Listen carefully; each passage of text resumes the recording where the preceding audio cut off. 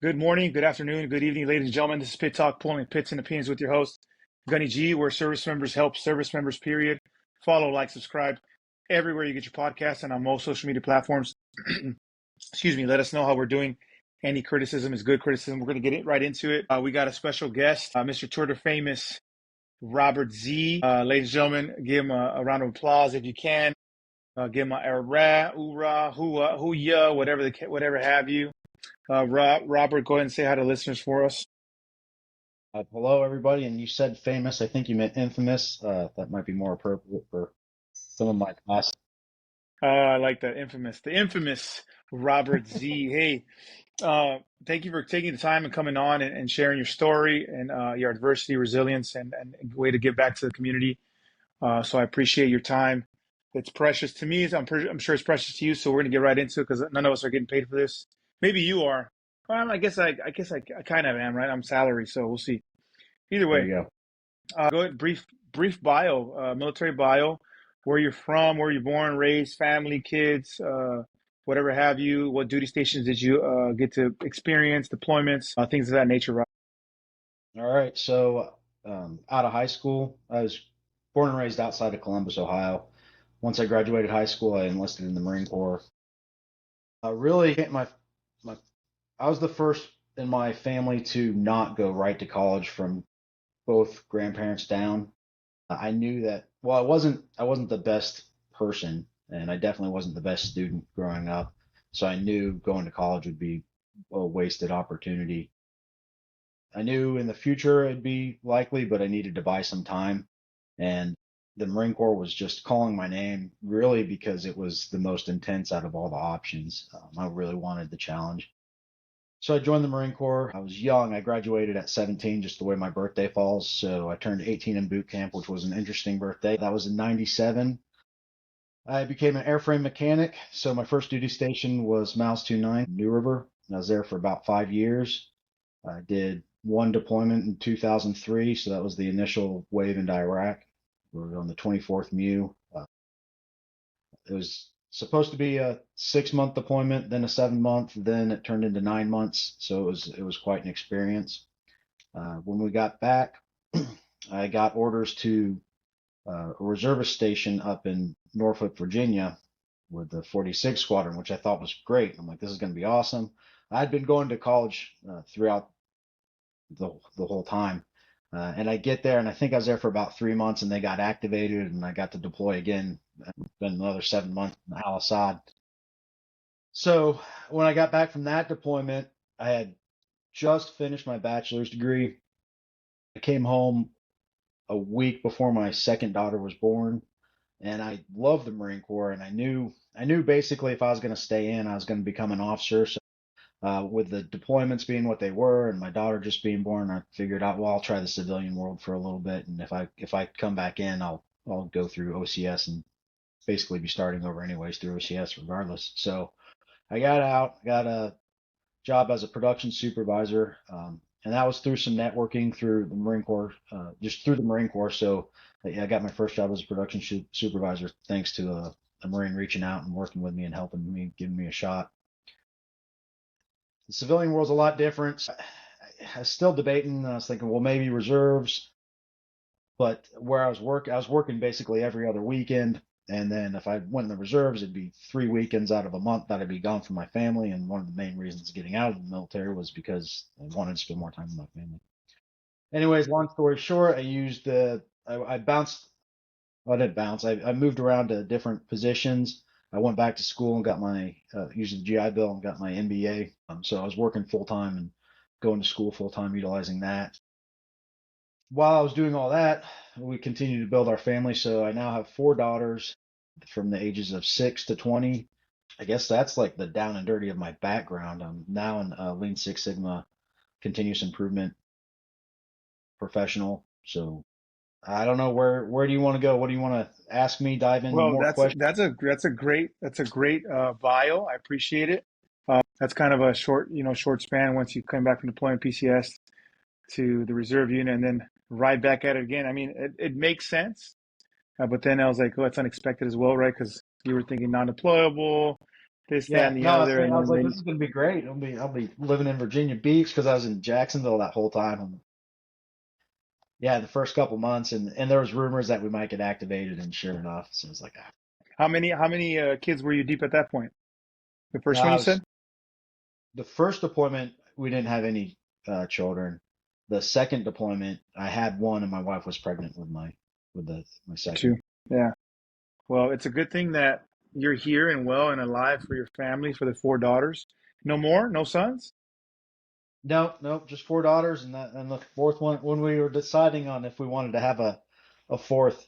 It's like, well, maybe you'll get a son this time. I was like, no, no, I know how this works. It's gonna be a fourth daughter, but so we made that decision because we were getting older, and it was like, well, we either need to shit or get off the pot if we're gonna have another kid. So That's funny because the same. This is kind of the same situation. Not really, right? We had a very young. I have a 16-year-old turning 17 this year, and then I have a 13-year-old, and then we have a huge gap between 13 and my youngest daughter, Ariel, which is 3, who is 3, and then my son, who just turned 1 in September 11th. What a birthday! And then we're on number 5, expected to be born the last week of February. That we're placing wagers now, either on our anniversary on the 23rd or my wife's birthday on the 27th. We'll see. But you could definitely hit them hit them pots, 50 up, 50 down kind of thing. But yeah, what is it? Girl, boy, girl. So yeah, it's been fortunate. So I got some boys in there, right? I wanted yeah, 7 off the rip, right? But that 13-year gap definitely drains you. We're Slade. I'm 36, she's 38, and we're kind of like, well, maybe we should slow down. yeah, We'll see what happens though. We'll see. We're not in control, obviously, because the 13-year gap, right? It's not what we want. It's when the big man upstairs has it for us. So either way, we're absolutely. grateful. But I got to ask, you went from bachelor's in. We'll start there. You went from bachelor's while you were in, and then you got out, right? If it didn't work out, you would come back in as an officer.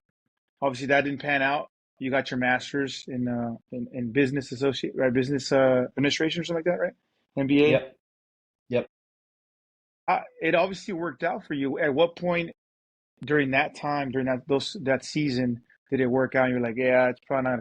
You're not going that way anymore. It was difficult. It was probably I'd been out for maybe 3 years, maybe a little longer before I finally decided, okay, I'm not gonna go back in.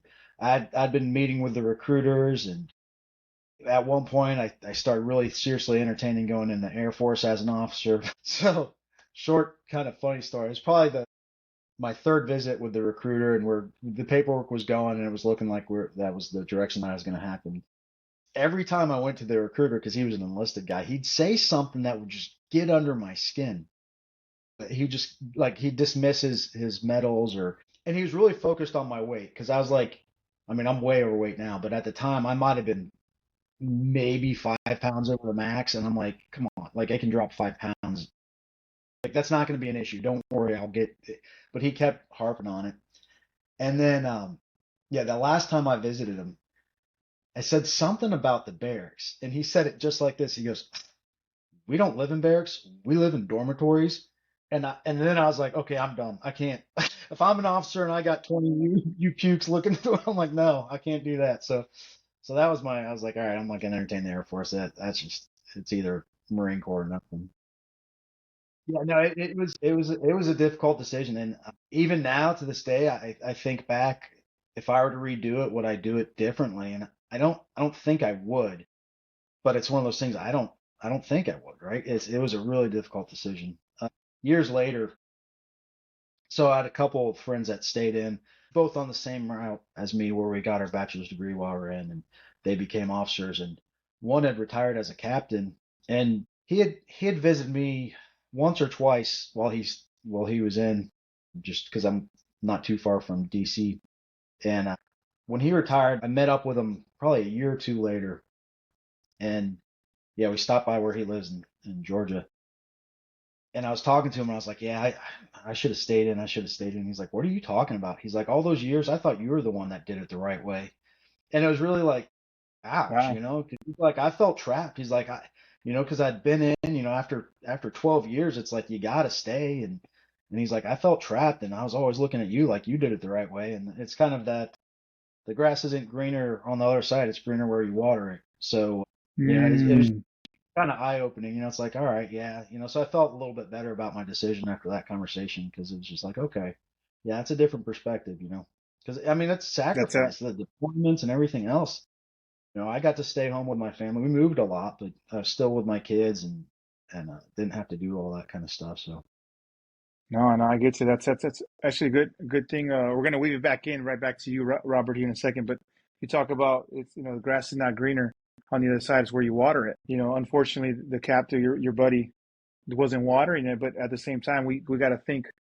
At the 10-year mark, it's pretty valid. The statement is valid. It's like you got to consider either you're gonna stay in for the remainder of the time, or it's the time to get out because you're no more obligated service. I'm sure you probably done, maybe half the Marine Corps has already done an SDA, or at least your peers, right? Blah blah. But right around that time should have been your time to like consider to get out, and it is true. I mean, for you, the grass was greener where you watered it. I mean, you put in the work, you put in the time, and look, it's paying dividends. And I hate. I would like to have a conversation with your buddy and kind of see what where his mindset and where it deterred or where did it start declining. You know what I mean? yeah, yeah. I wouldn't say like he was miserable, but I think he was where I was envious of his retirement. I think he was envious of my ability to stay at home with the kids and that. Yeah. So yeah, it wasn't like a disdain for the Marine Corps. It was just, it's that whole, hell, if I went back in time, what would I do different? So,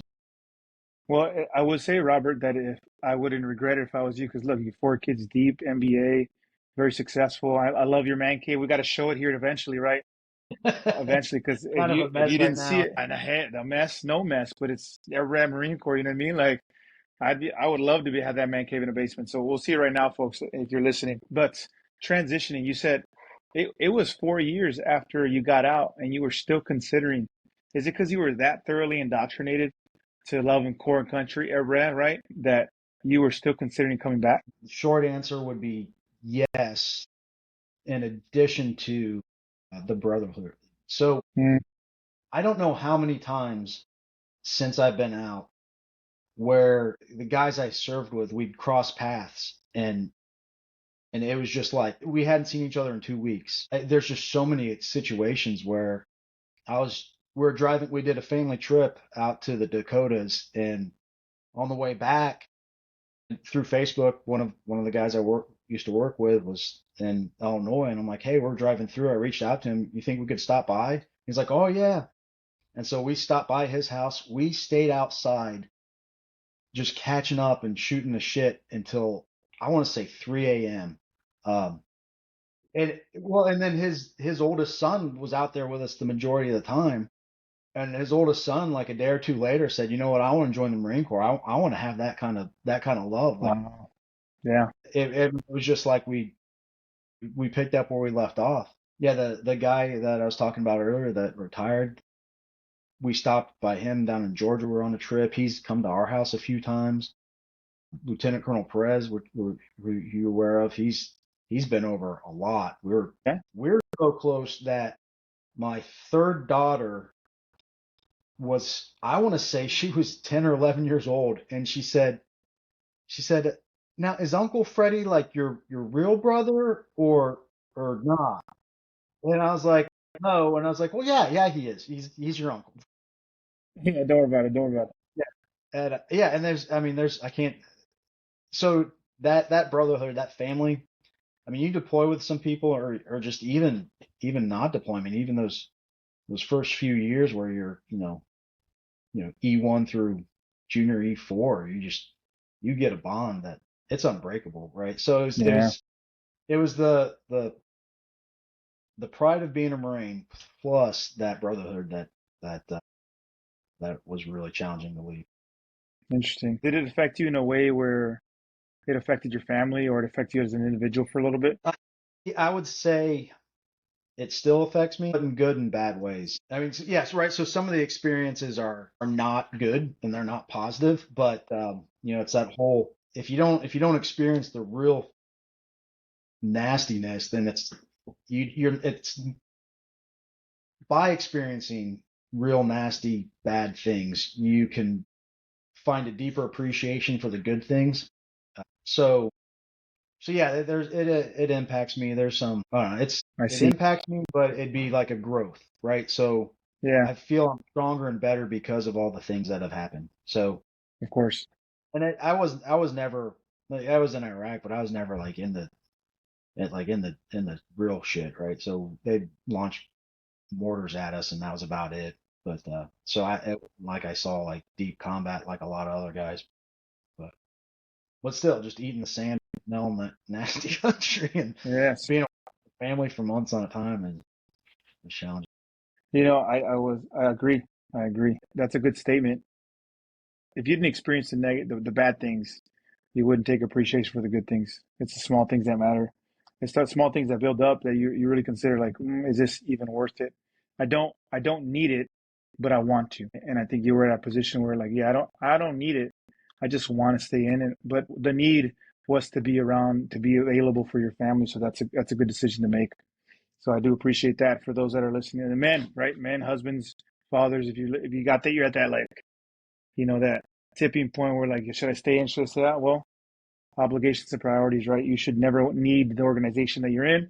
You should want to be in because it's something you're passionate about. So that's where I'm at, but that's not everybody's cup of tea either. So Yeah, do I, yeah. yeah. I mean, So it's a decision everybody's got to make. I mean, if you do 4 years or you do 30, whatever. It's yeah. It goes back to wherever you choose to be, just water that grass, right? Because yeah, you know you're you're in it. So that's true.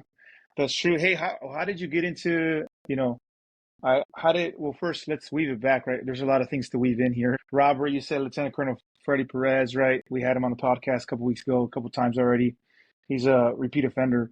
And so how did you get there? And then how did you get where you're at now with your current career? well, so my current career, it's been, I guess, because of the leadership traits, instilled in the Marine Corps. I think that carried over directly, especially under the not necessarily the trait, but just the concept of working to replace, your senior. Like you're always working to become that next rank and replace, right? So it's that whole concept. If the staff sergeant fails, the sergeant's going to step right in and take charge, and it's that whole concept. So I guess I just naturally was always working at being proficient or extremely good at whatever my responsibilities were, but then seeking opportunities to get additional opportunities.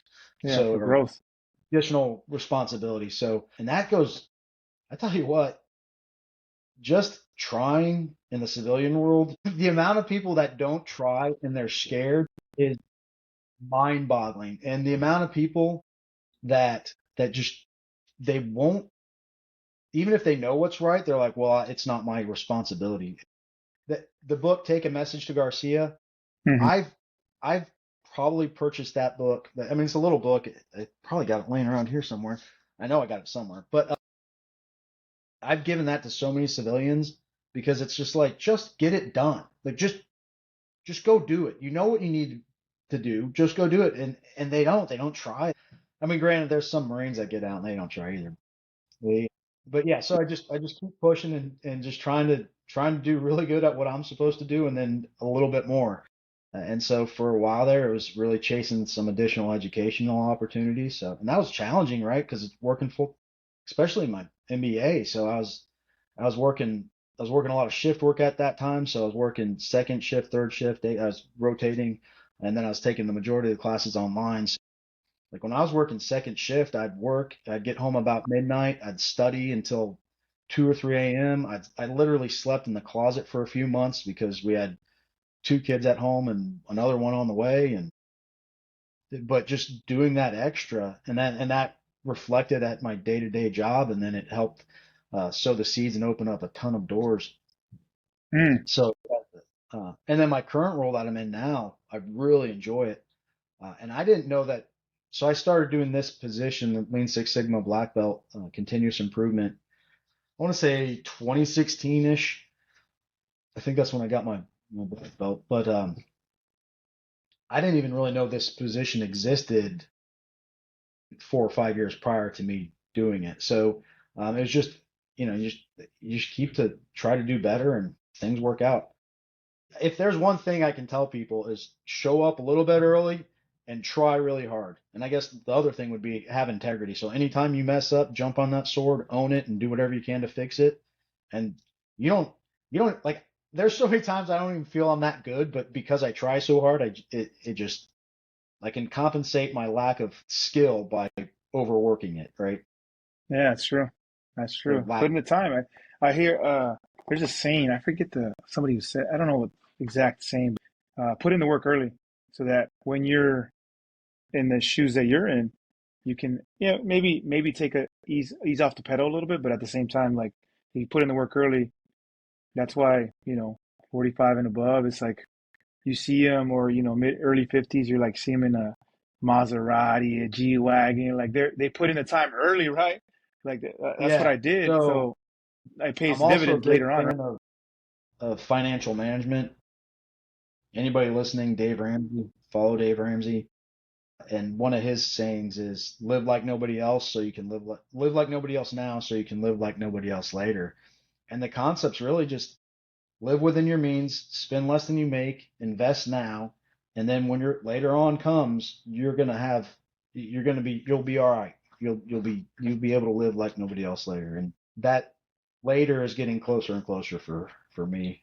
So yeah, I mean, granted, you look the same age as me, so you look great for 36. yeah. I just kidding. Well, But how did you my cross? wife would say I'm still 26, but the way I act. Don't they all say that after you jump on that wagon for a little bit?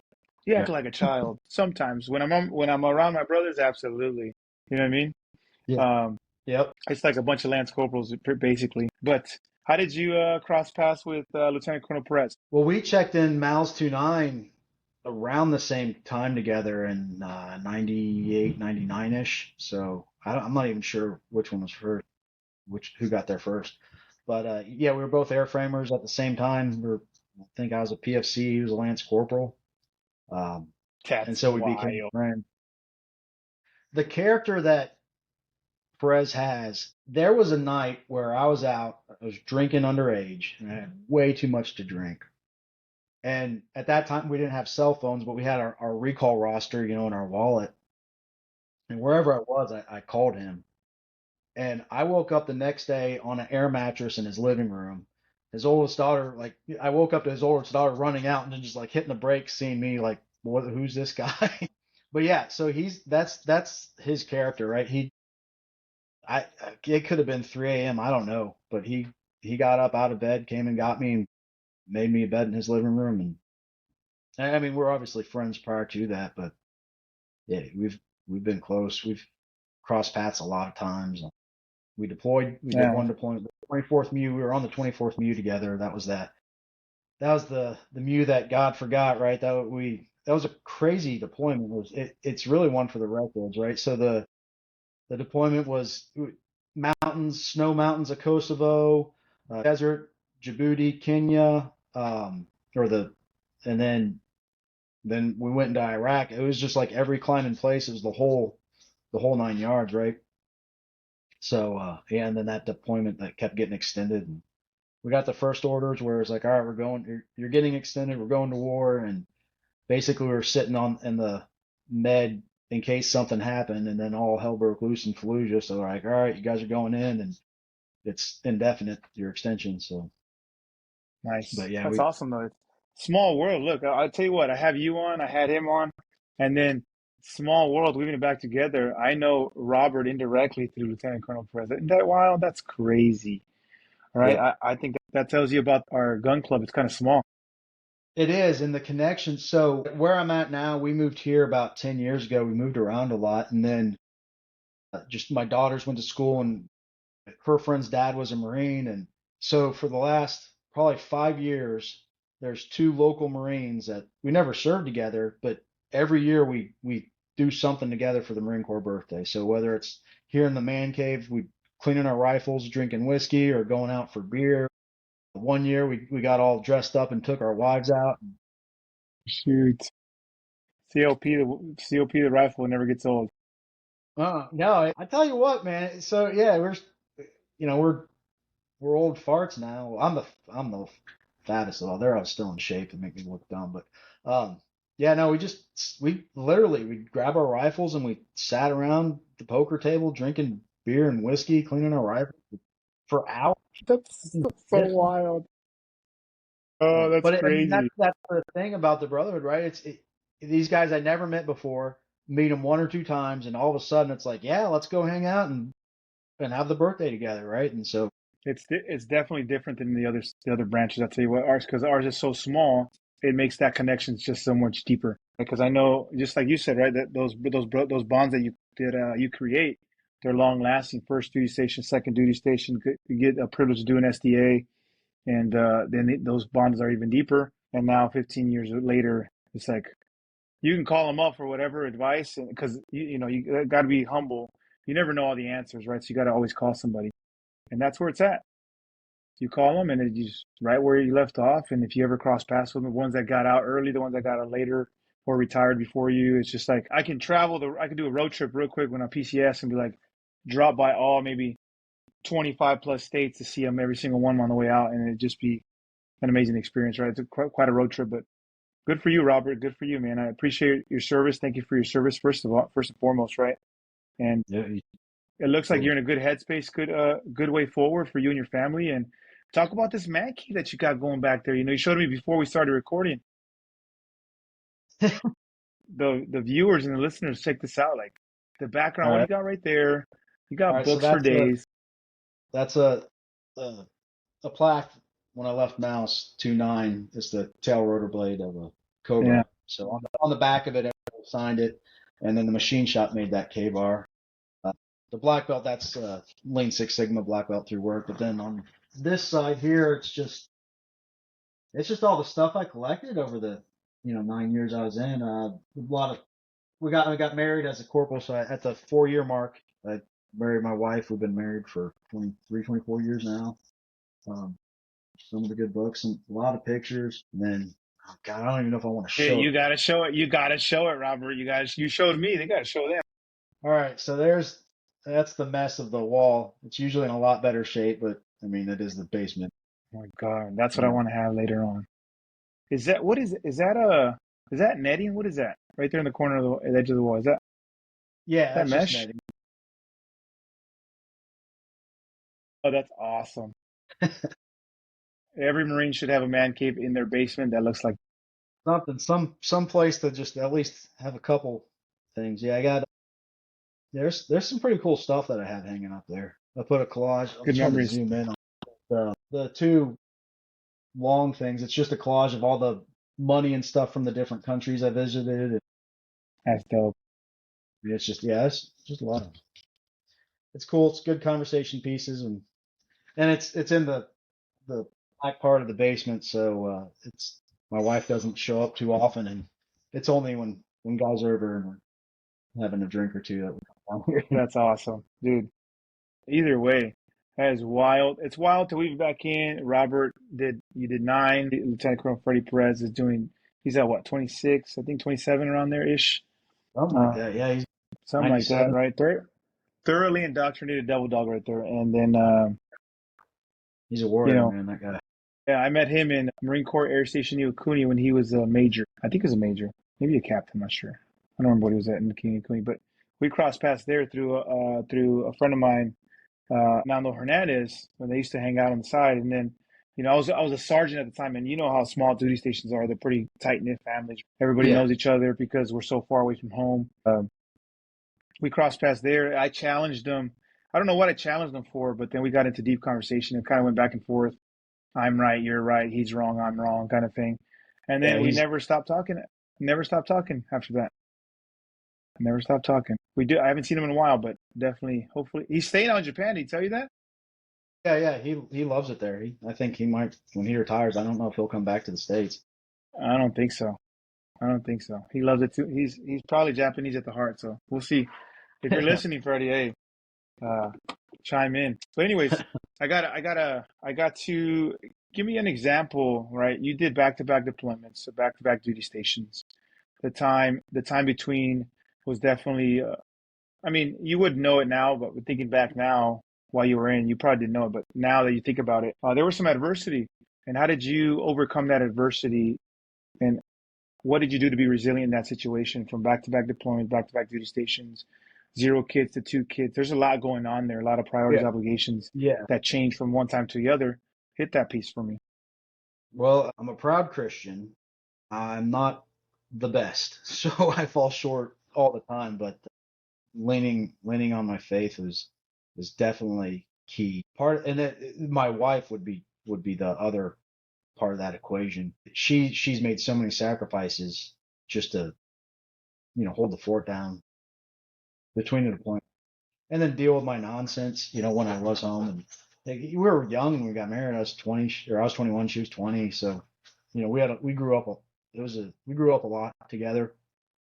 Um, but yes, I would say focusing on my faith and then focusing on my relationship with her, because anybody who's been married more than a year or two knows that it can get rough. And that's the same thing. You gotta water the grass, right? You gotta invest in it. If you don't take care of the small things, then the small things become big things, right? It's Mm, you don't that's you don't good. just wake up one day and your yard's brown, right? It takes a while. And they're even taking care of a car, right? You don't wake up one day and the bumper just falls off. It takes years of rust to build up.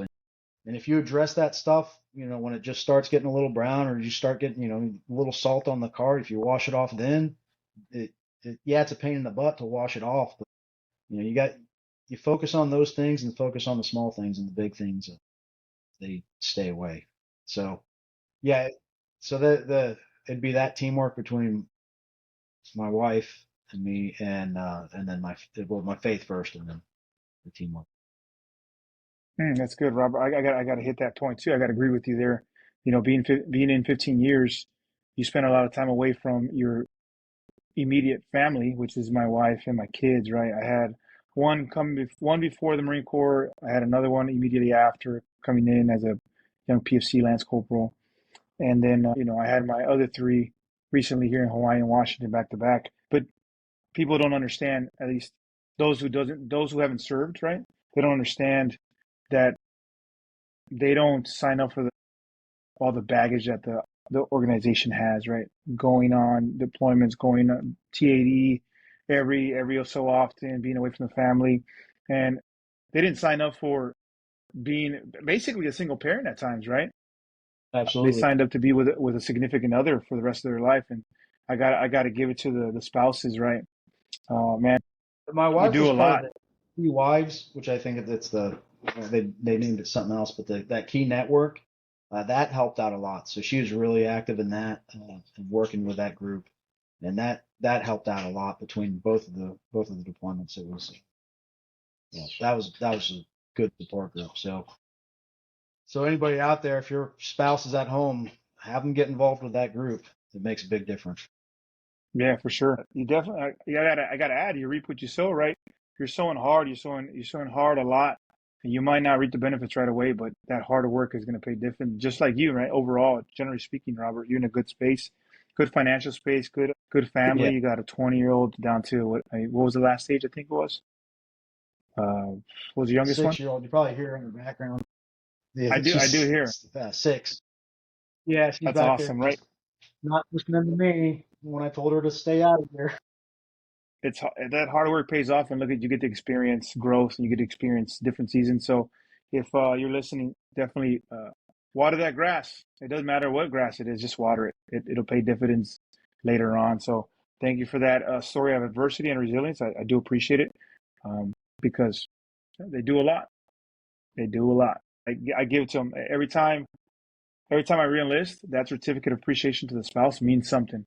It's very small in a piece of paper, but when you really consider being thankful to people that hold it down while you're gone, it means a lot to them. Very small things mean a lot to spouses that, don't get acknowledged every day, even by us, right? We don't say thank you enough. And to let them know that piece of paper says a lot from a unit, says a lot from the organization that allows you to be in again and again. So thank you for that. I appreciate it. But, you know, not everybody struggling with adversity is resilient, right? And a lot of us that transition from uniform to civilian, it affects us up here, right? Because 12 on, 12 off for you, man. At the wing, it's 12 on, 12. Like deployment from day one, and you're not even on deployment. Is whack, right? It's horrible shifts.